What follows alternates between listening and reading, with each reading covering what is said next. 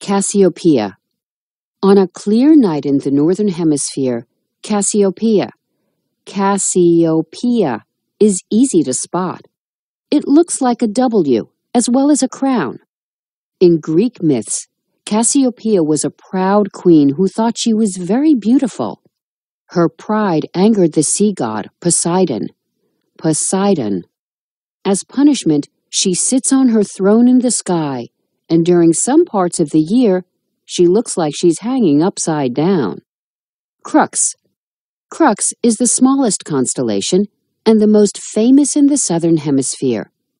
It is also called the Southern Cross because of its shape. Crux helped guide early sailors because the long part of the cross points south. This constellation also has a large dark patch called the coal sack. The coal sack is a big cloud of gas and dust called a nebula. Scorpius. Scorpius is one of the few constellations that looks like the animal it's named after, a scorpion. You could say that Scorpius looks like a giant J, too. Scorpius can be seen in both the northern and southern hemispheres. It's found in the summer sky while Orion is in the winter sky. According to one Greek myth, the hunter Orion boasted that he could kill any wild animal.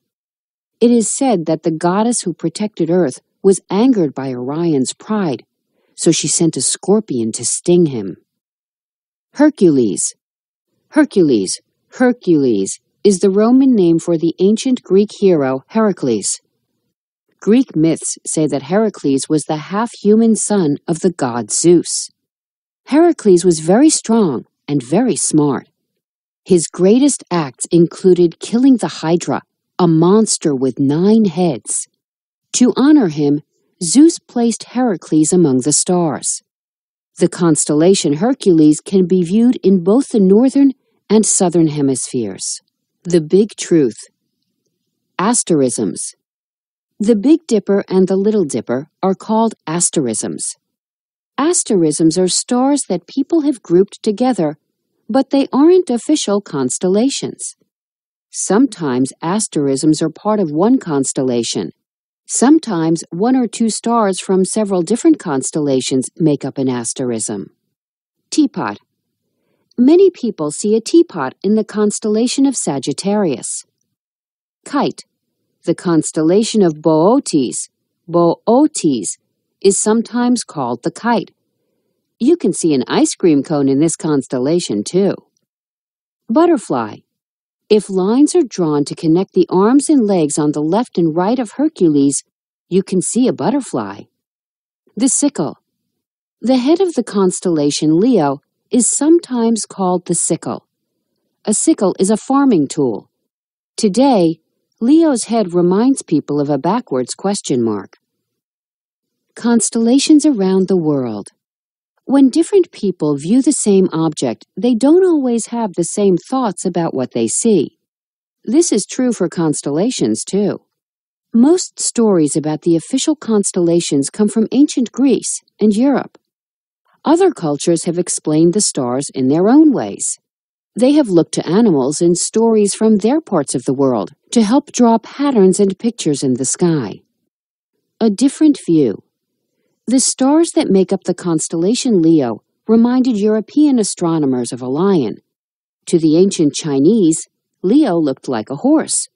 The Lakota, a Native American tribe, saw the bottom half of Orion as a hand. The Chinook tribe saw Orion's belt and sword as 2 canoes in a race. However, sometimes different cultures saw almost the same thing in the sky. The ancient Syrians agreed with the Greeks about Orion. They saw a person in the sky. The Syrians called Orion Al-Jabbar, which means the giant. In the constellation Ursa Major, the Iroquois tribe also saw a bear, but they didn't give Ursa Major a long tail like the Greeks did. Instead, they saw these stars as hunters. The hunters chased the bear across the sky from spring until the fall. Gods and the stars. Still other people saw religious meanings in the stars. many civilizations around the world thought that stars were gods. The constellation of Scorpius is very important to the Maori tribe of New Zealand. They believed that the god Maui used this constellation as a fishhook.